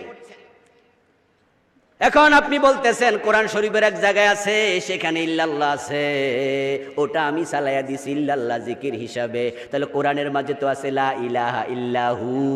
এখন হু হু করলে জিকির হইব নি? জিকির করতে গিয়ে আপনি ঢোল বাজাচ্ছেন কেন? জিকির করতে যাইয়া ঢোল বাজায়, বেড়া বেড়ি লাফায়, এমন আছে না নাই? আছে না? আচ্ছা, জিকির কি খারাপ কাম? তো বালা কামে আপনি ঢোলটা ঢুকাইলেন কেন? বেড়া বেড়ি এক জায়গায় হইলেন কেন? ও বন্ধু, গান বাজায়, গান গান বাজায়, জিকিরের তালে তালে গান বাজাচ্ছে, ঢোল তবলা বাজাচ্ছে। ঢোল তবলা বাজানো মুসলমানের কালচার না, এটা হিন্দুদের কালচার। প্রিয় ভাই, তুমি তাকায়া দেখো, তোমার দেশও হিন্দু আছে। হিন্দুদের বিবাহ বলেন, পূজা বলেন, অনুষ্ঠান বলেন, সব জায়গায় ঢোল তবলা আছে না নাই? হিন্দুদের বিবাহ, শাদী, পূজা অর্চনা ঢোল তবলা ছাড়া একটাও হয় না। আর ওগুলা তুমি মুসলমান তোমার মাইয়ার বিয়ে পর্যন্ত ঢুকাই দিচ্ছ। রাসূল সাল্লাল্লাহু আলাইহি সাল্লাম জিকির করেছেন আল্লাহ আল্লাহ সুবহানাল্লাহ, আলহামদুলিল্লাহ, লা ইলাহা ইল্লাল্লাহ, আল্লাহু আকবার, সুবহানাল্লাহি ওয়া বিহামদিহি, সুবহানাল্লাহিল আযীম। এগুলো হাদিসে আছে না? তো ইল্লাল্লাহ কোন হাদিসে আছে দেখান? কোন হাদিসেই রাসূল ইল্লাল্লাহ পড়েছেন নাই। আমি চ্যালেঞ্জ করে এটা লিখেছি, এখানে আছে। আমি চলে যাব, আমার বইটা থেকে যাবে। যদি আপনার পীর, আপনার হুজুর দেখাইতে পারে যে রাসূলুল্লাহ ইল্লাল্লাহ ইল্লাল্লাহ জিকির করেছেন, এই বই আমি পরিবর্তন করব, ওয়াদা দিলাম। আমার বন্ধু, 3টি কারণে ঈমান যায়। প্রথম কারণ কুফর। এই কুফর নিয়ে বইটা লিখেছি। 56টা কুফরি বাংলাদেশে চলছে। কাদিয়ানি শুধু একামাত্র কাফের হয় নাই, তারা কোরআনে 4 অক্ষর মানে না, খা আলিফ তা মিম খাতামান নবিয়্যিন। তারা নামাজ, রোজা, হজ, যাকাত সব মানে, কিন্তু বিশ্ব নবীকে শেষ নবী। কোরআনের একটা বিধান, একটা মেসেজ অস্বীকার করলো, কাদিয়ানি শেষ, ঈমান হারা। কোরআনে আল্লাহ বলছে আমার প্রিয় নবী শেষ নবী। রাসূলুল্লাহ বলেন আমার পরে আর কোনো নবী নেই। আর কাদিয়ানিরা বলে গোলাম আহমদ কাদিয়ান সেও নাকি নবী। এবার আপনাদের থেকে সামান্য একটা বিষয় জানতে চাই, ফতুয়া চাই, একটু জোরে বলবেন তো। শয়তান ইবলিস সে মোমেন না কাফের? মাশাআল্লাহ। আবাস ফাস্তাকবারা ওয়া কানা মিনাল কাফিরিন। আল্লাহ কয় শয়তান তুই কাফের। এবার একটু বলুন তো, আবার শয়তান আল্লাহর কয়টা আইন মানে নাই? কয়টা মানে নাই? কাদিয়ানি কয়টা বিধান মানে না? কাদিয়ানিও একটা মানে না, রাসূল শেষ নবী। শয়তান মানে না একটা, আদমকে সেজদা দেয়া। তাই শয়তানও কাফের, কাদিয়ানিও কাফের। ওই কোরআনে আল্লাহকে চোর ধরে হাত কাটো, আমরা 50 বছরে মানি নাই। ডাকাত ধরে শুলে দাও, 50 বছরে মানি নাই। জেনা করলে পাথর মারো, রাসূলুল্লাহ বলেছেন আমরা মানি নাই। মদ পান করলে 80 বেত লাগাও, আমরা মানি নাই। শয়তান মানে নাই একটা, আমরা মানি না কয়টা? তো শয়তান ঈমান হারা হলে আমাদের খবর কি?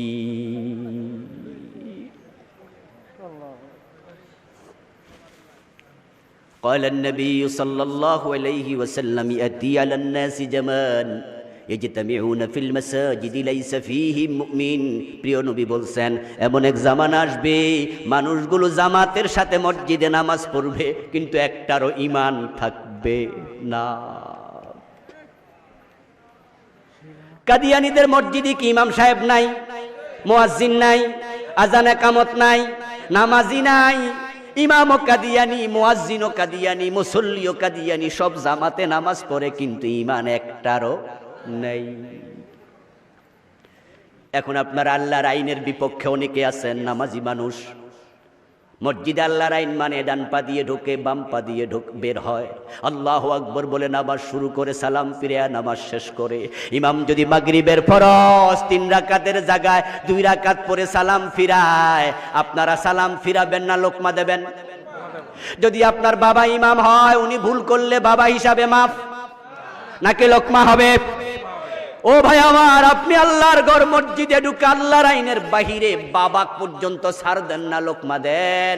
এখন 50 বছরের বাংলাদেশে আদালতে আল্লাহর আইনে একটা মামলার রায় হয় না, ওখানেও লোকমা দরকার আছে না নাই? হুজুর রে সোজা পাইছে, সবাই লোকমা দিতে গেছে। ব্রিটিশ আইনের দেশ চলে, 90% মুসলমান। লোকমা কই, লোকমা কই? মসজিদে গেলে আল্লাহর আইন ছাড়া কারো আইন মানেন না। আমাদের দেশে আলহামদুলিল্লাহ মাঝে মাঝে ভালো লাগে, মানুষের ঈমান আকীদা দেখে খুশি হই। এই মিয়া রমজান আসছে, তারাবি কয় রাকাত? একদল কয় 20, আরেক দল কয় 8। যখন ঝগড়া শুরু করছে তখন এবার দলিল কয়, এই 8 রাকাতের এই দলিল, রাসূলুল্লাহ এই করেছে। 20 রাকাত ওয়ালা কয় এই দলিল। মাশাআল্লাহ, সবাই কার দলিল দেয়? রাসূলের। আরে ভালোই তো দেখি, 8 রাকাত ওয়ালা রাসূল রে দেখায়, 20 রাকাত ওয়ালা রাসূল রে দেখায়, ভালোই তো রাসূল রে সবাই মানে। কিন্তু আদালতে বসে যখন বিচার করে, রাসূলের হাদিস দিয়ে একটাও আর করে না। তো সবাই ইসলাম মসজিদে ঢুকাইছে, অথচ হযরত ওমর যখন অর্ধ দুনিয়া চালাইছে, মন মতো না কোরআন মতো চালাইছে। রাসূলুল্লাহ বলেছেন, আমার মেয়ে ফাতেমা যদি চুরি করে, আমি ফাতেমার হাতটাও কেটেই দেব। ওমরের ছেলে আবু শামা মদ পান করেছে, ওমর রাদিয়াল্লাহু তাআলা আনহু নিজের ছেলে করে হাই দেন নাই। মদ্যপানের অপরাধে প্রিয় পুত্রকে নিজ করে মেরেছ দোররা, মরেছে পুত্র তোমারই চোখের পরে। কোরআনের বিধানগুলো থেকে একটা মানবেন না, ঈমান শেষ। সব মানতে হবে, না হয় কুফর হবে। আর শিরকের কথা কি বলবো, শিরিক তো এখন সস্তা হয়ে গেছে। এখন মাহফিলে এসে পর্যন্ত আলেম ওলামারা শিরিক বেচে, আর শ্রোতারা পকেটে বইরা বাড়িতে কিন্না হাজির হয়। হুজুর ওয়াজ করতেছে মাহফিলে, শ্রোতাদেরকে কয় আমিও গাই, আপনারাও গান। গাউসে পাকের নাম জফিলে আল্লাহ পাওয়া যায়। আস্তাগফিরুল্লাহ কয় কি? হুজুর ওয়াজ করছে আল্লাহর দন রাসূলকে দিয়া, আল্লাহ গেছে গায়েব হইয়া। রাসূলের দন খাজা লইয়া শুইয়া আছে আজমিরে, কেউ ফিরে না খালি হাতে খাজা বাবার দরবারে। এমন গান গাওয়ার হুজুর আছে না নাই? শোনার শ্রোতা আছে না নাই? অথচ এই গানের মাঝে প্রথম কলি হলো কুফর, শেষ কলি হলো শিরিক। বিশ্বাস করবা ঈমান শেষ ভাই, ঈমান তোমার শেষ। প্রথম কলি কি? আল্লাহর ধন রাসূলকে দিয়ে আল্লাহ গেছে গায়েব হইয়া। তাহলে এখন রাজ্জাক কি রাসূল না রাজ্জাক আল্লাহ? কথা বলতে হবে। রাজ্জাক আসলে কে? রাজ্জাক কে? তো আল্লাহর ধন রাসূলকে দিলে আল্লাহ রাজ্জাক থাকে কেমনে? কোরআনে কি আছে শুনুন। কোরআনে আছে কুল্লা আকুলু লাকুম ইনদি খাযাইনুল্লাহ। ও নবী আপনি বলুন, আমি এটা দাবি করি না আমার কাছে আল্লাহর ভান্ডার আছে, বরং আমি নবীও চাই কার কাছে? আমাদেরকে বলছেন ইজা সালতা ফাসআলিল্লাহ ইজাস্তাআনতা ফাসতাইন বিল্লাহ। তোমরা যখন চাইবা ও উম্মত, তোমরা আল্লাহর কাছে চাইবা। 2 রাকাত নামাজের ফরজ যখন পড়বেন, ফরজ নামাজের 2 সেজদার মাঝখানে একটা দোয়া আছে, আপনারা পড়েন কিনা জানি না, পড়বেন, আমিও পড়ি। আল্লাহুম্মা গফিরলি ওয়ারহামনি ওয়াহদিনি ওয়াফিনি ওয়ারযুকনি। এই দোয়াগুলো পড়লে লাভ আছে। লাভ হলো দোয়াও হয়, আবার 2 সেজদার মাঝখানে সোজা বসাটাও হয়। ওয়াজিবটাও এই ওসিলায় পালন হয়ে যায়। রুকু থেকে দাঁড়ায় একটা লম্বা দোয়া আছে, রব্বানা লাকাল হামদ হামদান কাসীরান তাইয়্যিবান মুবারাকান ফি। আচ্ছা, এই দোয়াটা যে বেড়া পড়ে হে বেড়া কি ঠুস করে রুকু দিতে পারে? হে বেড়া রুকু দিয়া খাড়াইতে বাধ্য। আর যারা এগুলো পড়ে না তারা দেখা যায় রুকু থেকে সোজা হইয়া অনেকে দাঁড়ায় না, দুই সেজদার মাঝখানে সোজা হইয়া বসে না। এগুলো পড়বেন, এগুলো নফল, সওয়াব আছে। এখন যেই দোয়াটা আমি আপনাদের শুনালাম, আল্লাহুম্মা গফিরলি ওয়ারহামনি ওয়াহদিনি ওয়াফিনি ওয়ারজুকনি, শেষ শব্দটা হলো ওয়ারজুকনি, অর্থ কি? আমার রিজিক দাও। তো রাসূল রিজিক চায় কার কাছে? তো বক্তা কইলো আল্লাহর ধন রাসূল নাকি দিয়া আল্লাহ গায়েব হইয়া গেছে গা। তারপরে আবার আল্লাহটা রাসূলের কাছে আছে, বক্তা কয় না রাসূলের কাছেও নাই। রাসূলের ধন খাজা লইয়া শুইয়া আছে আজমিরে। রাসূলের টাকা কারে দিয়া দিছে? খাজা মাইনুদ্দিন চিশতি রাহিমাহুল্লাহকে দিছে। আবু বকর, ওমর, ওসমান, আলী কারোরে দিল না, অথচ দুইজন শ্বশুর, দুইজন জামাই। আবু বকর শ্বশুর, ঠিক না? মা আয়েশার বাপ। হযরত ওমর শ্বশুর, মা হাফসার বাপ। তো দুই মুরব্বী শ্বশুর, তারারও দিল না। আবার ওসমানও জামাই, তাও দুই মেয়ের জামাই, জিন্নুরাইন রুকাইয়া এবং উম্মু কুলসুম, দুইজনের জামাই, স্বামী। হযরত আলী তো স্বাস্থ্য ভাই, আবার ফাতেমার জামাই, কত কাছের লোক, আলীরও দিল না। ইমাম আবু হানিফারও, ইমাম বুখারীরও, আরব বিশ্বের কারোরে দিল না। ভারতে আইছে হুজুর, উনারে সব দিছে। এখন কয় কি, কেউ ফিরে না খালি হাতে, খাজা তোমার দরবারে, নাউযুবিল্লাহ। তাই খাজা বাবার কাছে যাইয়া ছেলে মেয়ে চায়, চাকরি বাকরি চায়, রিজিক পর্যন্ত চায়, এমন কিছু পথ হারা লোক আছে না নাই? ইমান তো শেষ। কোন কোন কাজে ইমান যায়, শিরিক হয়। এই বইটা লিখছি, 29টা লিখছি, এই দেশে চলমান ছোট্ট বই, খুব উপকারী, নেবেন স্টেজ থেকে যাওয়ার সময়। 29টা চলছে। এমনও শিরিক আছে হয়তো আমনেও করতেছেন। এই দেশের আলেম ওলামা আমি দেখেছি, আপনাদের এলাকাও থাকতে পারে, কয় পীর সাহেবরা গায়েব জানে, রাসূলুল্লাহ গায়েব জানে, পীর সাহেবরা গায়েব জানে। পীর সাহেব হুজুর কইছে এটা হবে, হইয়া গেছে, বাহ কি খুশি। ইবেন গায়েব জানতে জানতে বাবা লিটন দেওয়ানো জানে। এই জন্য ছেলে বিদেশ যাওয়ার আগে মা কয় একটু ঢাকা বসুন্ধরা শপিং মলে ঘুরায়, পাসপোর্ট জমা দিবি, মালয়েশিয়া যাওয়ার জন্য টাকা পয়সাও দিবি, যদি ভিসা না লাগে টাকা ফেরত পাওয়া সহজ না। এই জন্য আগে একটু লিটন দেওয়ান রে জিগায়। টেলিভিশনে দেখছি উনি অতীত, পূর্ব, ভূত, ভবিষ্যৎ সব জানে। অথচ গায়েবের মালিক কে? 1 মিনিট পরে কি হবে দুনিয়ার কেউ জানে না, একমাত্র জানে কে? তিনি আলিমুল গায়বি ওয়াশ শাহাদা। এই কোরআনে আল্লাহ বলছে, কুল ইন্নামাল গায়বু লিল্লাহ। ও প্রিয় নবী, আপনি বলে দেন উম্মতকে গায়েব শুধু কার জন্য? কুল লা ইয়ালামু মান ফিস সামাওয়াতি ওয়াল আরদিল গায়বা ইল্লাল্লাহ। আমি কোরআন থেকে দলিল দিচ্ছি, বাড়ি থেকে বানায়া কোনো কথা আনিনি। বানায়া কথা বলার অধিকার কোনো বক্তার নাই। বললে আল্লাহ জিহ্বাটা কেটে ফেলবে হাসরের দিন। ও নবী, আপনি বলে দিন আকাশ এবং জমিন আল্লাহ ছাড়া কেউ গায়েব জানে না। রাসূলুল্লাহ সাল্লাল্লাহু আলাইহি সাল্লামের খাবারে বিষ মিশাইয়া দিছে খায়বরের এক মহিলা। ওই খাবার খাইয়া রাসূল অসুস্থ হয়েছেন। বিশর নামে একজন সাহাবী শহীদ হয়ে গেছে। তো রাসূল যদি গোপন খবর জানতো, ওই মহিলার খবর কেন জানলো না? ওই সাহাবী তো মরে গেল, শহীদ হয়ে গেল। বীরে মাউনার ঘটনা বুখারীতে, মুসলিমে, সব হাদিসের কিতাবে পাবেন। রাসূল থেকে একদল লোক, ওই গোত্রের নাম ছিল উসাইয়া। ওই গোত্রের নাম ছিল রাআল, গোত্রের নাম ছিল জাকুয়ান। তিনটা গোত্রের কিছু লোক এসে বলে, হুজুর আমরা ঈমান এনেছি, নতুন মুসলমান হয়েছি, হাজার হাজার লোক আমাদের এলাকায় আছে, আপনি কিছু সাহাবী আমাদেরকে দেন যারা বড় বড় আলেম, আমাদের কোরআন শিখাবে, ইসলাম শিখাবে। রাসূল সাল্লাল্লাহু আলাইহি ওয়াসাল্লাম বিশ্বাস করে বড় বড় 70 জন সাহাবী আলেমকে বললেন, যাও তোমরা সেখানে। কতজন? সহিহ বুখারী মুসলিমের হাদিস। ওই 70 জন সাহাবীকে রাসূল পাঠালেন। তারা মাউনা নামে একটা কূপ আছে মদিনা থেকে অনেক দূর, ওই বিইরে মাউনা, ওই মাউনা কূপের কাছে রাআল, জাকুয়ান, ওসাইয়া গোত্রের শত শত লোক তলোয়ার নিয়ে আগে রেডি।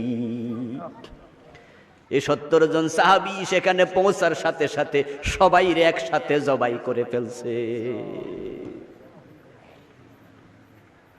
আল্লাহর হাবিবে খবর পাওয়ার পরে এত কষ্ট পাইলেন, এত কষ্ট পাইলেন, লাগাতার 1 মাস তিনি নামাজের মাঝে কুনুতে নাজেলা পরে বদদুয়া দিছে, আল্লাহুম্মা আলাইকা বিররান ওয়াজ্জাকুয়ান ওয়া উসাইয়া আসাতিল্লাহ ওয়া রাসূলুহু। ও আল্লাহ, তোমার গজব দিয়ে 3 গোষ্ঠকে ধ্বংস করে দাও, ধ্বংস করে দাও, তারা আমাকে বড় কষ্ট দিয়েছে। রাসূল সাল্লাল্লাহু আলাইহি সাল্লাম মেরাজ থেকে আসলেন, কাফেররা বিভিন্ন প্রশ্ন করছে, তার মাঝে একটা ছিল মুতঈম ইবনে আদি। মতিম প্রশ্ন করেছে, ভাতিজা গত রাতে যদি মসজিদ আকসায় গিয়ে থাকো তাহলে বলো তো মসজিদ আকসা বাইতুল মুকাদ্দাসের দরজা জানালা কয়টা বলো দেখি। এ ওয়াজ কি জীবনে শোনেন নাই? শোনেন নাই? রাসূল বলছেন সহিহ মুসলিমের হাদিস, সাআলুনিয়ান আশিয়া ওয়া লাম আসবুতহা, তারা আমার এমন প্রশ্ন করলো যেটার উত্তর আমার কাছে ছিল না। আমি তো মসজিদে আকসায় গেছি, দরজা জানালা তো গনি নাই। এই যে আজকের মাহফিলে আমরা আইছি, এখানে লাইট আছে কয়টা কইতে পারবেন নি? গুনতে আইছি কেউ আমরা? প্রিয় নবী বলেন, তারা চাইছে আমি যেন বলে দেই আমি জানি না, তাহলে হাততালি দিয়ে বলবে জানবা কেমনে, তুমি তো যাওই নাই। ফাকারিবতু কুরবাতান লাম আকরুব মিসলুহা কাত্তু। প্রিয় নবী বলেন, তাদের প্রশ্নের পরে এমন বিপদে পড়ে গেলাম, এরকম বিপদে আর কোনোদিন পড়ি নাই। আরে আমি যদি কই জানি না, তারা তো খুশি হয়ে যাবে, আর যদি বলি 30টা দরজা 40টা জানালা, মিথ্যা হয়ে যাবে। বানায়া কথা বলার অধিকার তো আমার নাই। কি করি ফাজাল্লাল্লাহু লিল বাইতাল মুকাদ্দাস ফাতাফিকতু উখবিরুহুম আন আয়াতিহি ওয়া আনা আনজুরু ইলাইহি। হঠাৎ করে দেখি আমার আল্লাহ পুরা বাইতুল মুকাদ্দাস আমার সামনে হাজির করে দিয়েছেন। আল্লাহ হাজির করে দিয়েছে। রাসূল সাল্লাল্লাহু আলাইহি ওয়াসাল্লাম যদি গায়েব জানতেন, গোপন খবর জানতেন, তাহলে বাইতুল মুকাদ্দাস হাজির হওয়া কি দরকার? আচ্ছা, যদি আমারে ফেরেশতা আইসা জানাইয়া দিত, বা আমি কোনোভাবে জানতাম যে আগামী দিন রাত 10টা আমার মাহফিল, দুপুরেরটা যেতাম নি, ইভেন আজকের তো আইতাম না, কইতাম আরে আমি কালকে মরি যাবো, আজ এত কষ্ট দরকার? বরং আমার মৃত্যুটা কোথায় হোক আমি পছন্দ করতাম। কালকে যদি মৃত্যু হয় আমি চাইতাম আমার মৃত্যুটা কাবায় হোক, মদিনায় হোক, ঠিক কিনা? যদি সুযোগ নাও থাকে, কমপক্ষে আমার ঘরে আমার ছেলে, আমার মা, আমার মেয়ে, আমার বউ তারা হাজির থাকবে, 1 গ্লাস পানি রেডি রাখবে, আমার পাশে বসে জিকিরের তালকিন দেবে, কোরআন তেলাওয়াত করবে। আমি সুন্দরভাবে মরতে চাই ঘরে শুয়ে, এটাই তো স্বাভাবিক। নাকি ফতেঘাটে মরতে চামু? তো হযরত সুলাইমান রাস্তায় মরল কেন? দাঁড়ানো অবস্থায় মারা গেল কেন? আল্লাহর নবী সুলাইমান দাঁড়ানো অবস্থায় মৃত্যু হলো কেন? কারণ হলো উনি কোথায় মারা যাবে, কখন মারা যাবে, আল্লাহ কোন নবীকে ওইটা জানান নাই। ওমা তাদরি নাফসুম বিআইয়ি আরদিন তামুত। এই কোরআনের মাঝে আছে, আল্লাহ কয় কোন ব্যক্তি কোথায় মরবে এটা আল্লাহ ছাড়া কেউ জানে না। আর অসংখ্য আছে যেগুলো শিরক হচ্ছে আমাদের দেশে। আর যে এলাকায় একটা মাজার আছে ভণ্ড ফিরের, ওই এলাকায় তো শিরকের বাজার বয়ে যায়।